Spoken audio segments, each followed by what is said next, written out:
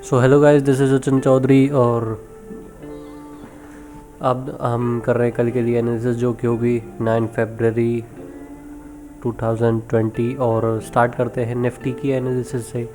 तो जैसा कि आप सबको पता है, जो कल हमने लेवल्स दिए थे, देखो ये जैसे ही ये ट्रेंड लाइन ब्रेकआउट हुई और मार्केट ऑलरेडी एक गैप अप ओपनिंग में एक रैली की आज मार्केट ने और एक ट्रेंड में रही।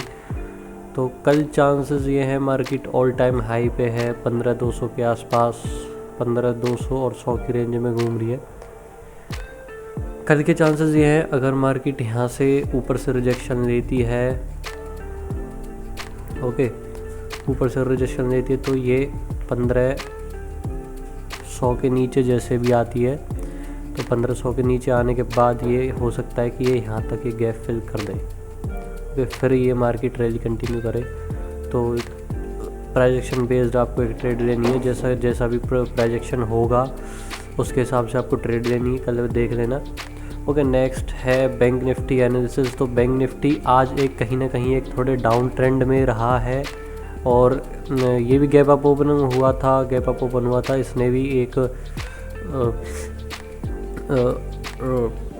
गैप फिल करने की कोशिश की है, बट ये देखो यहाँ पे एक सपोर्ट, ये यहाँ पे एक रेंज में बाउंड हो गया और ये सपोर्ट के आसपास ही घूमता रहा। तो अगर निफ्टी गिरता है, बैंक निफ्टी और निफ्टी कल कहीं ना कहीं रिलेट कर सकते हैं आपस में और हो सकता है कि ये यहाँ से नीचे जाए, ठीक है, क्योंकि एक सपोर्ट को बार बार ये यहाँ से आया, इस सपोर्ट को बार बार लोअर लो नी बना के एक रिस्पेक्ट कर रहा है, तो चांसेस हो सकते हैं कि कल ये गैप फिल कर दे यहाँ तक। ओके, तो इसको भी आप प्रोजेक्शन से ही ट्रेड करेंगे, वैसे आपको ट्रेड नहीं लेनी है। तो चलते हैं स्टॉक्स की तरफ। पहला स्टॉक है टाटा मोटर्स, जो मैंने कल दिया था। ओके, कितना अच्छा ब्रेकआउट हुआ है और ब्रेकआउट के बाद एक अच्छी खासी रैली मूवमेंट डेली एक दिन में, ये देखो काफ़ी इसने अच्छा मूवमेंट कवर कैप्चर किया है। तो ऊपर देखो ये एक रिजेक्शन है और रेजिस्टेंस है, अगर ये यहीं पे ही इसके आसपास ही टाइम स्पेंड करता है तो चांसेस आर वेरी हाई कि दैट ये इसको ब्रेक कर जाए और ऊपर चले जाए, ठीक है।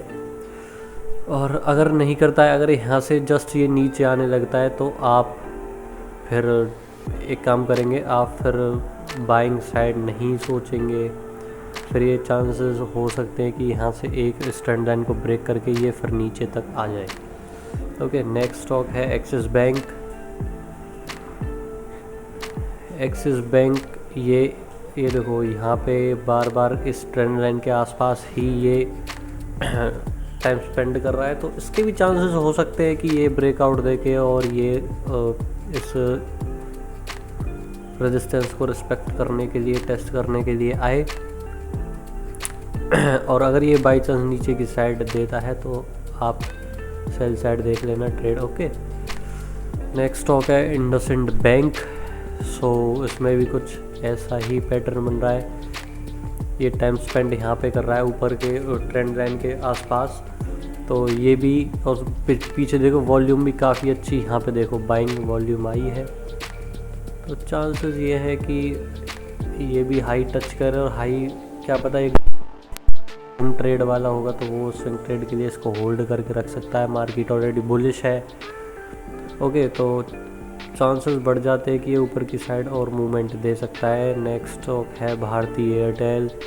ये देखो ये भी यहीं पे ही मूवमेंट कर रहा है, फिर इसके पास टाइम स्पेंड कर रहा है, चांसेस कल ये हो सकते हैं इंट्राडे में भी, और जिसको स्विंग ट्रेड लेनी है, 1-2 दिन का होल्ड करना है, वो यहाँ तक का टारगेट अपना बना सकता है। जैसे टाटा मोटर्स ने कवर किया एक ही दिन में, हो सकता है ये एक दिन में ही कवर कर जाए या 2 दिन में कवर कर जाए, कुछ भी हो सकता है, लेकिन इंट्राडे में आप एक अच्छा मूवमेंट कैप्चर कर सकते हो। सो नेक्स्ट स्टॉक है आईजीएल, ठीक है। आईजीएल देखो यहाँ से मैंने ब्रेकआउट के लिए कल दिया था, ब्रेकआउट हुआ, ऊपर से रिजेक्शन हुई, फिर देखो इसने टाइम स्पेंड किया और फाइनली एक डब्लू पैटर्न बना के इसने ब्रेक दिया है और क्लोजिंग भी एक डब्लू पैटर्न के ऊपर दी है, तो यहाँ से ये चांस हो सकता है कि अब ऊपर जाए। और बाकी स्टॉक्स आपको 1-2 ही ट्रेड करने, सारे स्टॉक्स आपको ट्रेड नहीं करने, अब आप मैनेज नहीं कर पाओगे, आप इसमें से देख लेना, अपनी एनालिसिस आप ज़रूर करना, जैसे कि आपके नॉलेज और गेन हो। मैं कोई कॉल और टिप प्रोवाइड नहीं कर रहा हूँ, बस आपकी नॉलेज गेन होनी चाहिए, आप अपने हिसाब से देख लेना।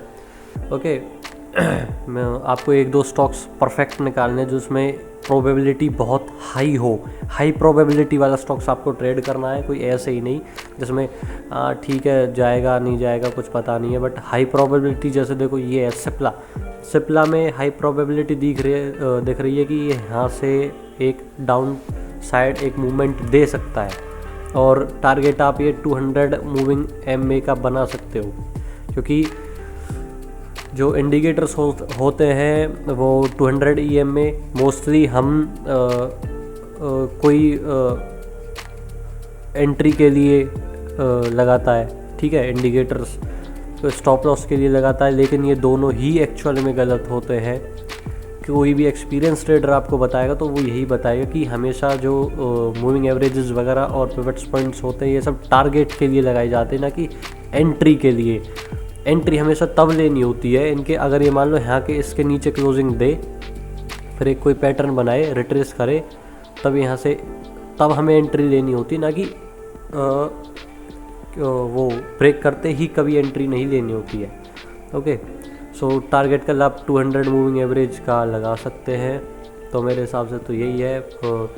आज की एनालिसिस बस यही थी। कल आपको जो ट्रेड लेना है अपनी एनालिसिस करके लेना है। मैं आपको एक पॉइंट ऑफ व्यू दिखाना चाहता हूँ कि हाँ आप ये कल कर सकते हो। आप इसमें और परफेक्ट अपनी एनालिसिस लगाना और अपने परफेक्ट 100% लगाना, होमवर्क करना, ठीक है। जैसे आप वीडियो देखते हो या सुबह उठते हो, मॉर्निंग मार्केट स्टार्ट होने से 1 घंटे पहले आप अपना वर्क कर लेना, होमवर्क कर लेना, फिर आपको इम्प्लीमेंट करना है जो आपको हाई प्रोबेबिलिटी ट्रेड लगे। Okay, thank you guys, thank you for watching, like share subscribe and support us.